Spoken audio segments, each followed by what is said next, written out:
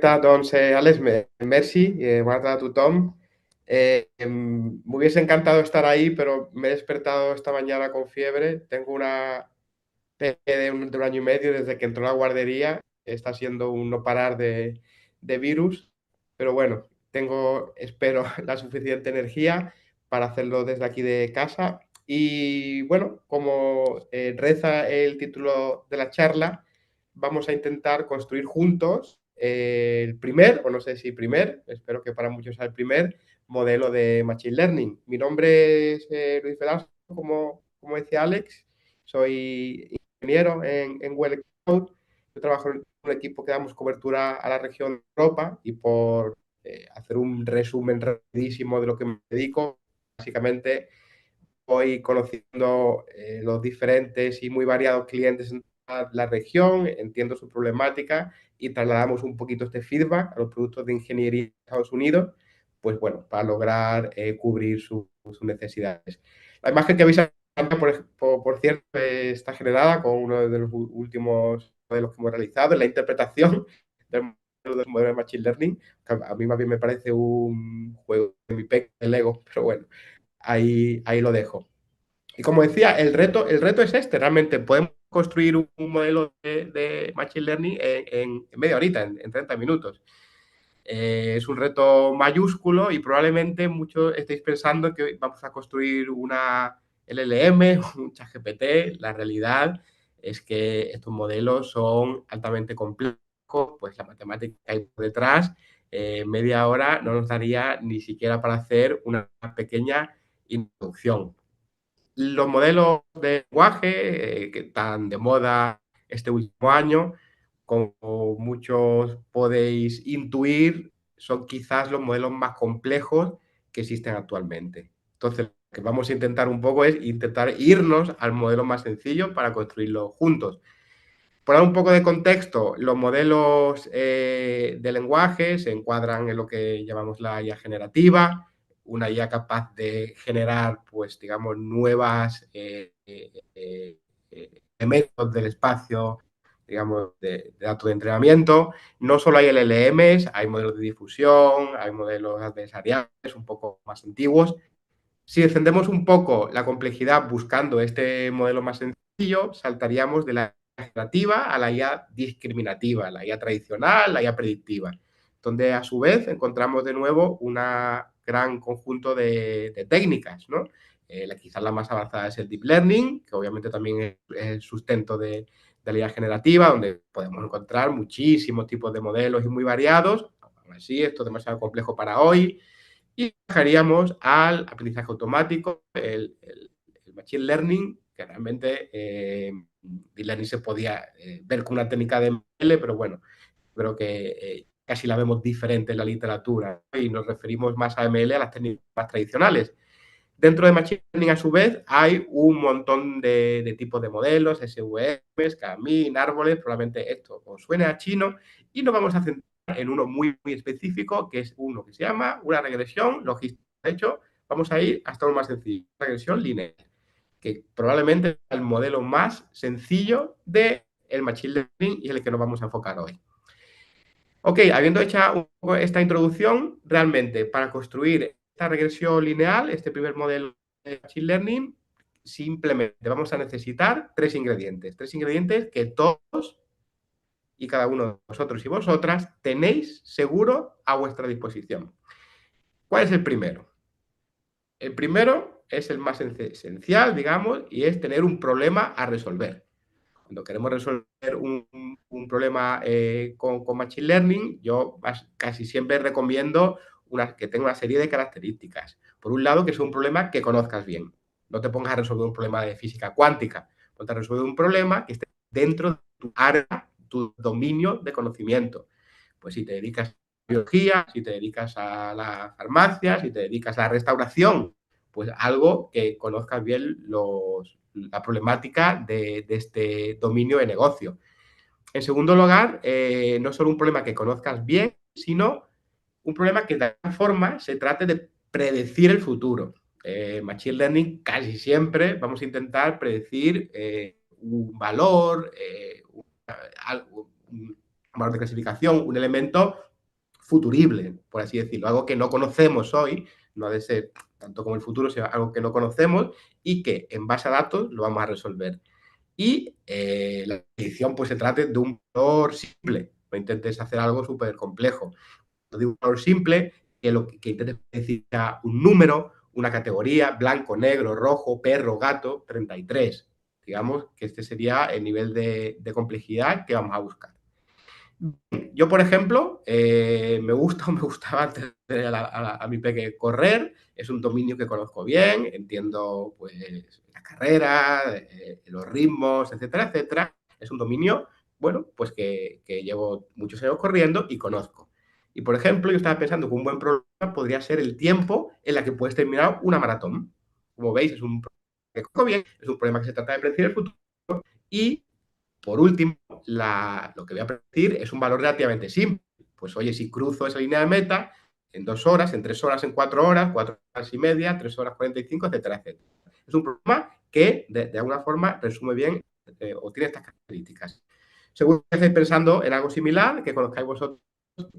Bien, lo segundo, el siguiente ingrediente principal después del problema son los datos. Necesitamos datos. Machine Learning se trata de resolver un problema en base a datos. Y de nuevo, ¿qué datos necesitamos? Pues necesitamos, de alguna forma, muchas resoluciones anteriores del problema anterior. Por ejemplo, en el caso de la maratón, si yo quiero resolver el problema de cuánto tiempo me va a llevar correrla, pues quizás unos datos buenos serían, por ejemplo, de muchos corredores, cuánto tiempo han cruzado esta línea de meta. Y podré extrapolar cuánto tardaré yo. Sería un poco, pues, las resoluciones anteriores de este mismo problema.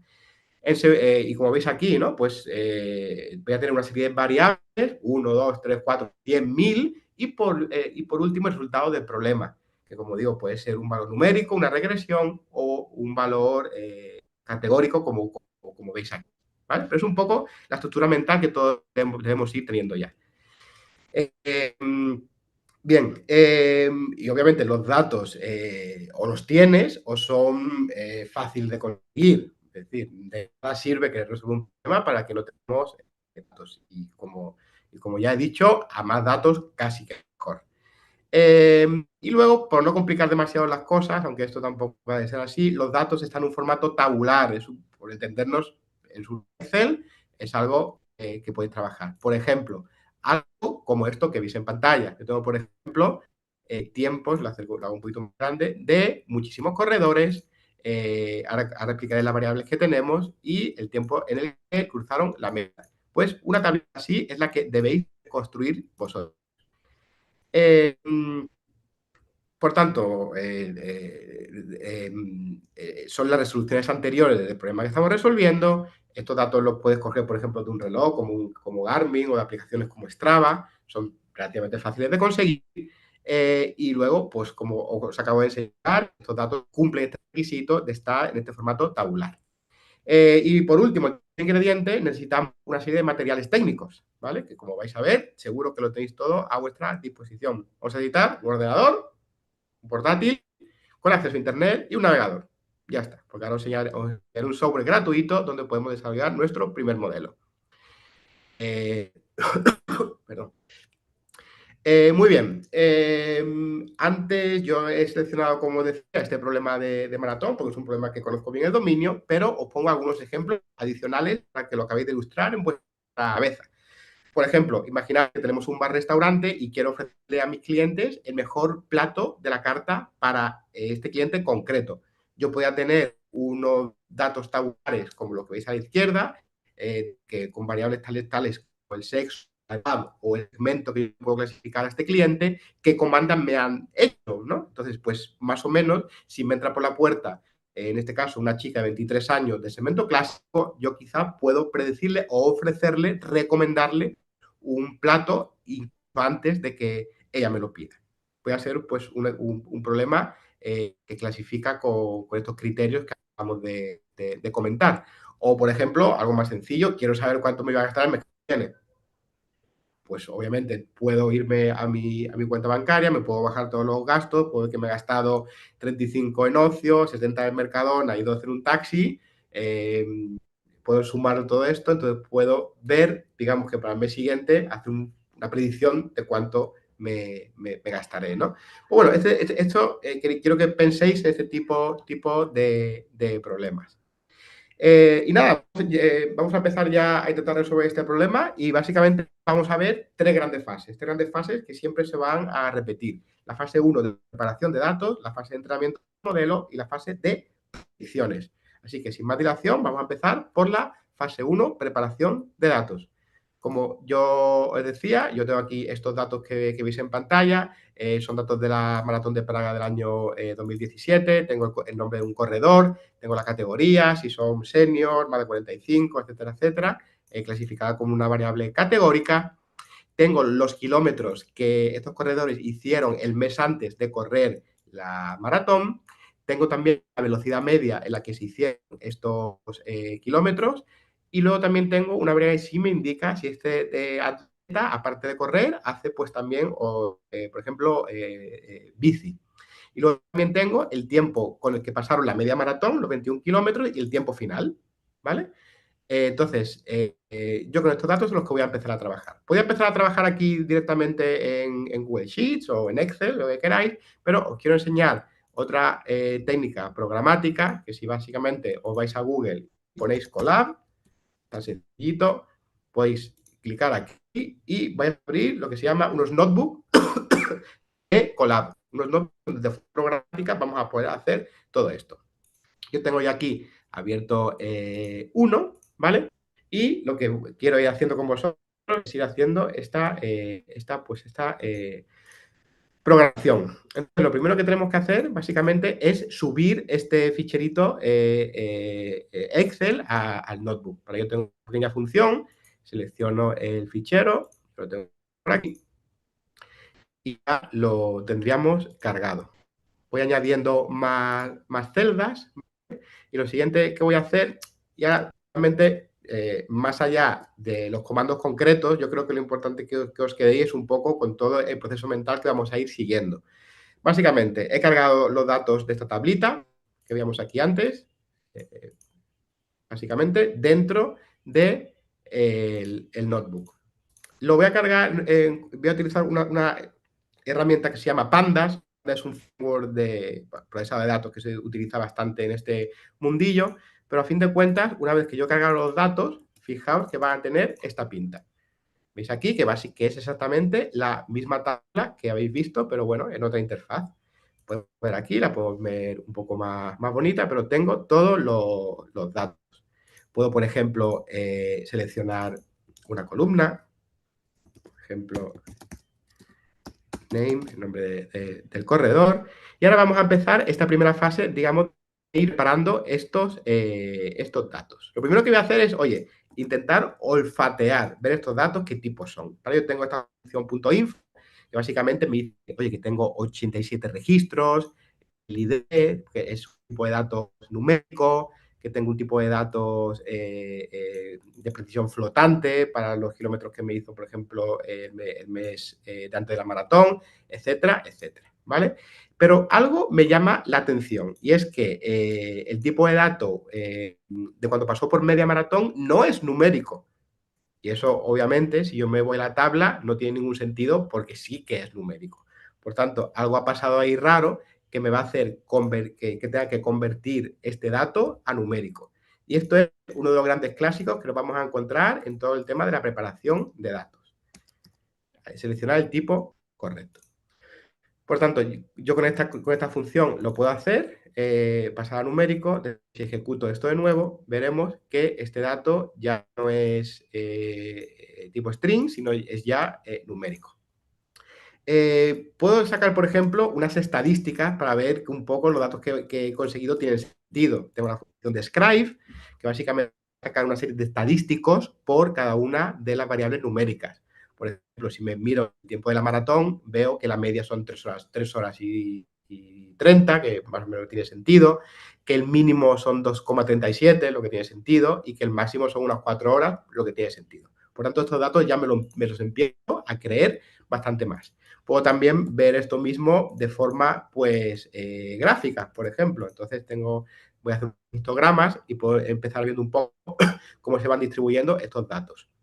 Por ejemplo, veo el tiempo de maratón, el de identificador de corredor que no me aporta valor, es un número secuencial del 1 a 87. Veo los tiempos de medio maratón que siguen una distribución normal, lo cual tiene sentido. Pues seguiré haciendo, digamos, esta exploración visual, esta exploración de los datos. Bien, si vemos los datos, yo sé que hay algunos de ellos que no me van a aportar valor para predecir el tiempo de maratón, como por ejemplo, ¿qué más me da si la maratón de Praga? Bueno, en ese sentido, si tuviese, digamos, el perfil de la carrera y eso sí, pero el ID, ¿qué más da que sea un 13 o un 14? ¿Qué más da el nombre del corredor? Es decir, no tiene información. Por tanto, lo que voy a hacer es eliminar estas variables que en principio no van a estar correladas con lo que quiero descubrir. Quito el nombre, quito el ID, quito, por ejemplo, la maratón esta de Praga y quito la categoría. Por tanto, me quedo yo una tablita con mucho más poder semánticamente expresivo para poder predecir este valor final. Otro gran clásico que vamos a tener que lidiar es con los datos nulos, probablemente porque mi reloj me lo cogió mal o por lo que sea, a veces voy a tener datos completos. Con esta función puedo ver cuál de estas filas o cuál de estas columnas tiene datos incompletos. Veo, por ejemplo, que en el cross-training hay 74 de 87 corredores que no tienen marcado que han hecho cross-training y que la categoría me falta a 6 de ellos. Por lo tanto, voy a tener que inventar una técnica de imputación. Voy a empezar viendo, por ejemplo, para los datos de cross-training, qué valores hay, que son los datos si hace un deporte más, y veo que son ciclistas 1 hora, 4 horas, 13 horas, 5, y hay unos valores NAM, que son valores nulos, valores no informados. Y eso al modelo, ya os digo, que no le gusta. Y yo los tengo que informar. Por lo tanto, lo que voy a hacer es informarlo a mano. Voy a decir, oye, cógeme todos estos corredores que no tienen este valor informado y ponle no ciclista. Una técnica de imputación, pues bastante sencillita. Y ya tendríamos aquí. Y oye, lo siguiente que voy a hacer es con estos 6 corredores que no sé su categoría, si son seniors, si son juvenil, etcétera, directamente como, bueno, puedo ver de nuevo que ya estos 74 han desaparecido, pero sigo teniendo pues estos corredores que no tengo ese valor. Entonces, lo que voy a hacer realmente, como no sé que, digamos, aplicarle una categoría, no tengo esa intuición, pues intentarlo por el tiempo que han hecho, etcétera, pero directamente lo que voy a hacer son eliminarlos. A veces se hace y nos podemos quedar tan panchos. Fijaos que de alguna forma estoy perdiendo datos, pero bueno, prefiero perder datos que introducir pues algún tipo de ruido.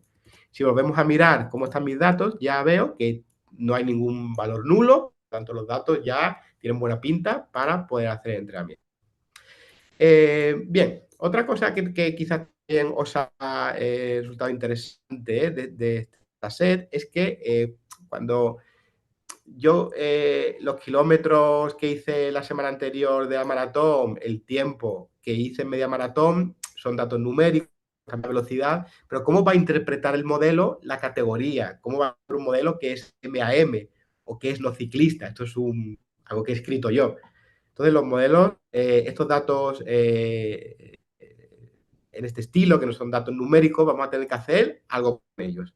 Yo voy a hacer una estrategia muy sencillita que se llama One Hot Encoding, que casi que mejor ejecuto la celda y vais a ver el resultado, porque creo que es mucho más fácil de ver que explicar. He aplicado un One Hot Encoding sobre los datos de cross-training y si fijaos, me genera una columna por cada uno de los valores permitidos y básicamente le va a poner un vector span, que se llama, con un 1 en lo que está haciendo. Por ejemplo, es imposible que yo tenga 2 unos porque este corredor no es ciclista, pero si busco por aquí uno que tiene aquí un 0, pues este, por ejemplo, es ciclista de 3 horas. Y voy a hacer exactamente lo mismo con los datos de la categoría. Aplico este one hot encoding y vamos a ver un poquito cómo nos quedan los datos. Y básicamente hemos hecho lo mismo para todas las variables de aquí. Por tanto, ya al final al modelo, al tener un 1, un 1, un 0, le va a dar una intuición de que pertenece a esa categoría o no, más allá de, pues, oye, de una palabra que eso, el modelo no lo va a entender, ¿vale? Podemos seguir y lo siguiente que quiero hacer es empezar a ver un poco la relación que hay entre las variables, a ver si todo tiene sentido. Y una forma muy buena para hacerlo es pintar. Por ejemplo, voy a pintar y estoy viendo aquí la relación entre los kilómetros que corrí la semana anterior y el tiempo de maratón.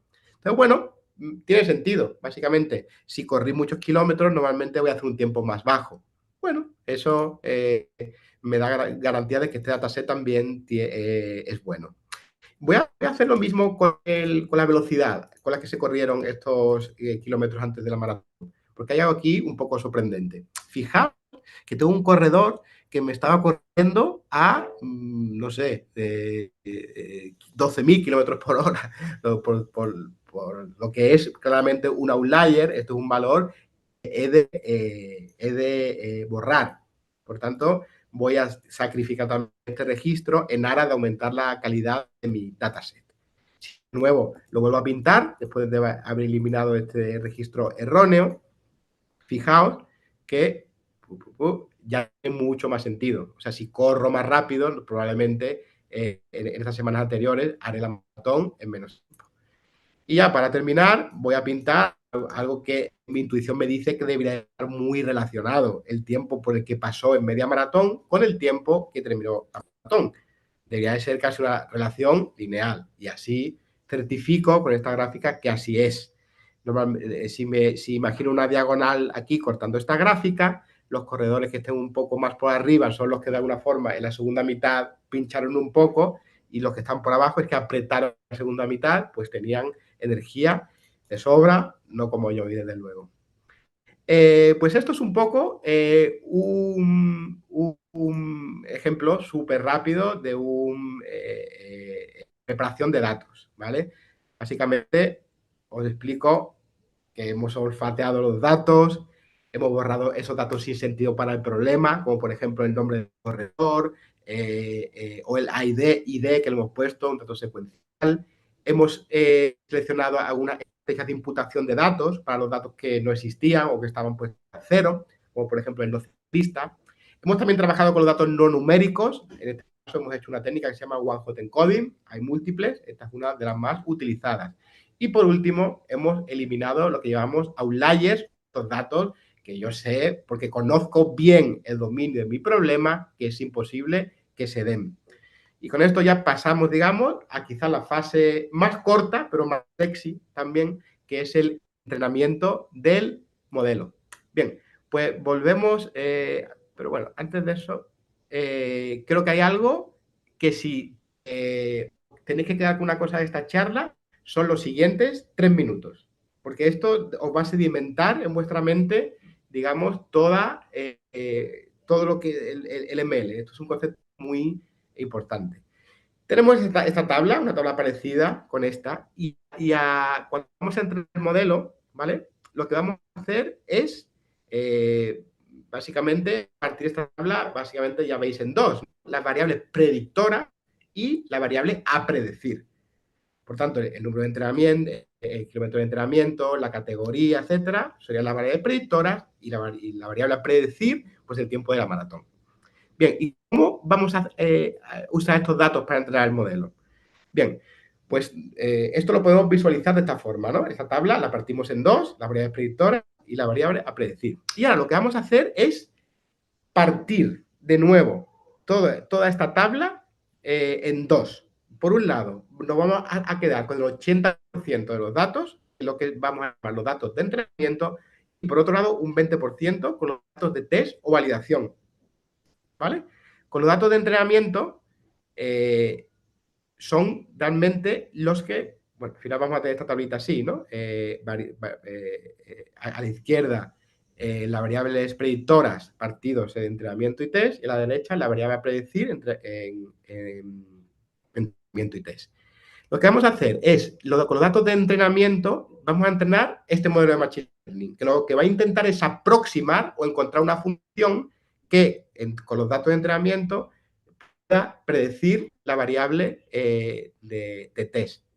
Bien, y con esto tendremos el modelo entrenado. Pero me dirás, Luis, ¿y qué hacemos con estos datos que hemos guardado, este 20%? Pues este 20% de datos que hemos guardado en una cajita aparte es una vez que cuando tengo el modelo entrenado, nos va a servir para validar la calidad del modelo. Lo que yo voy a hacer es enseñarle a mi modelo entrenado este 20% de datos, la variable predictora, él me va a dar una predicción, una variable nueva, y yo lo voy a comparar con el tiempo de la maratón que me he guardado. Y esto puede ser que me dé bien, entonces el modelo está bien, ese bien habría que definirlo porque yo conozco el dominio del problema, o puede ser que me dé mal y debería encontrar otra técnica.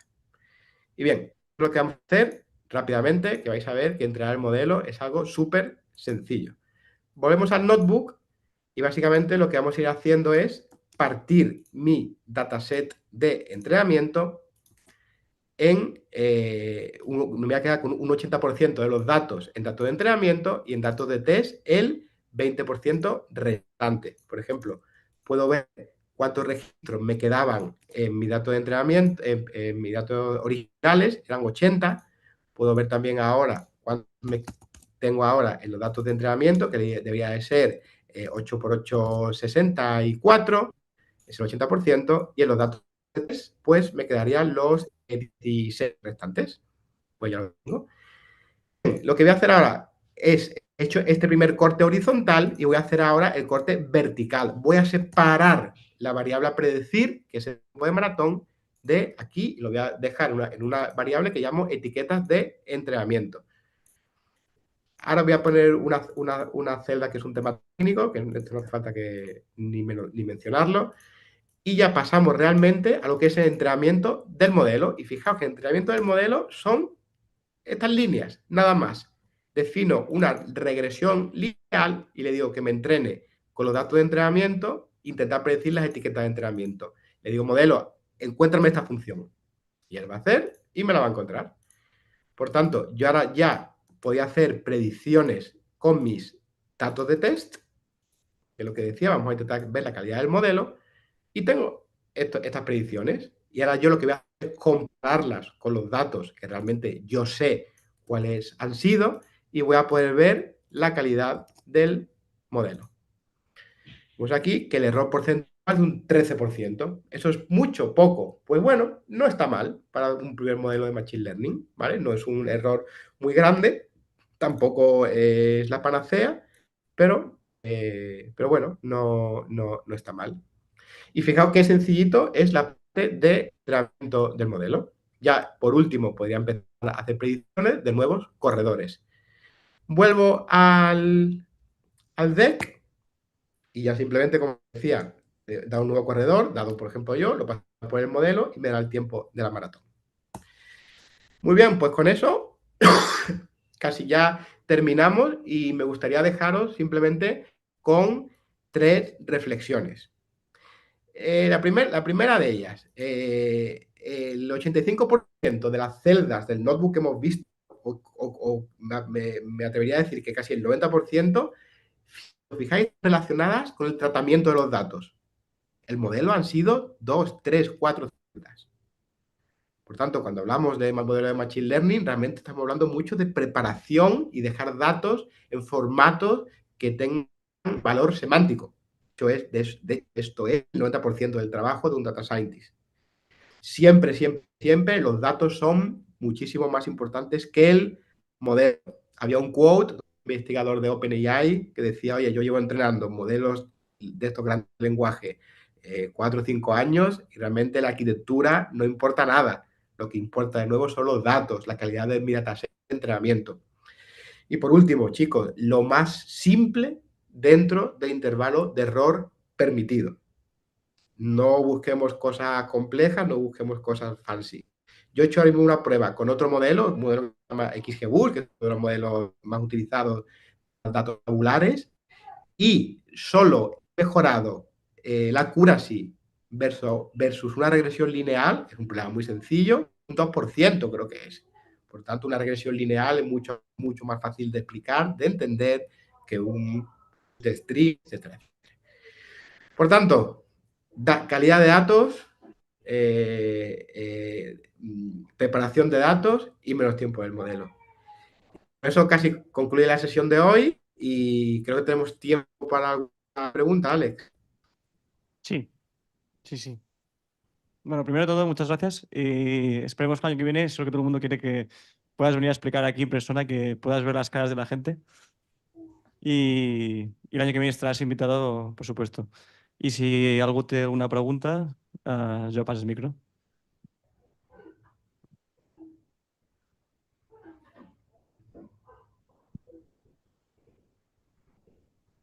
Buenas.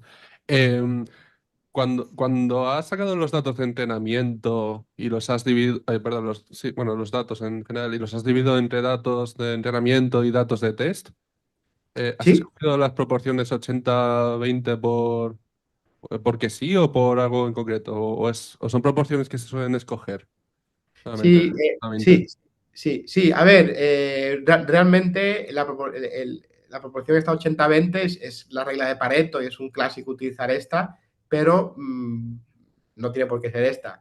En un proceso real, tú harías una serie de experimentación, yo creo que empezando quizás por un 60 y largo, a un 90 y largo, y verás un poco cómo el modelo se va comportando. Pero Ujú, bueno, realmente yo te diría que para empezar un 80-20, así que aceptarás seguramente. ujú. O sea que vas haciendo como iteraciones de entrenamiento y vas ajustando también las proporciones, ¿no? Sí, O... realmente hay bastantes cosas digamos, a tocar en un proceso real. Por un lado, tienes un poco esto, pero que casi no es lo más importante. Luego tienes otra cosa que son los hiperparámetros del modelo, que eso lo hemos hablado hoy, pero muchos de los modelos en sí tienen parámetros propios de él. Por ejemplo, un Mm, algoritmo clásico se llama Random Forest, que al final, en vez de hacer una regresión lineal, va a hacer un árbol de decisión, pues tiene, por ejemplo, un hiperparámetro que es la profundidad de estos árboles, ¿no? Y hay muchos parámetros más de muchos modelos. Entonces, lo normal es que tú experimentes con muchísimos parámetros, haciendo un bucle, ¿vale? Para encontrar hiperparámetros óptimos que mejor así te dan. Por tanto, Data Scientist, y agradezco tu pregunta, porque también quizás es una reflexión muy importante, es un proceso experimental, empírico y muy de repetir, hacer experimentos. De hecho, el Data Scientist, ¿no? Ciencia de datos, la ciencia es un proceso empírico. El proceso empírico se basa, pues, ¿no? En hacer mm. experimentos, coger resultados y comparando, y etcétera, etcétera. Genial, muchas gracias. A ti. ¿Y alguna pregunta más? Windows. Bueno, pues si no hay que preguntar más, muchas gracias, Luis. Otra vez, espero que el año que viene puedas venir presencialmente a Menorca. Te estamos esperando aquí. Y, y muchas gracias.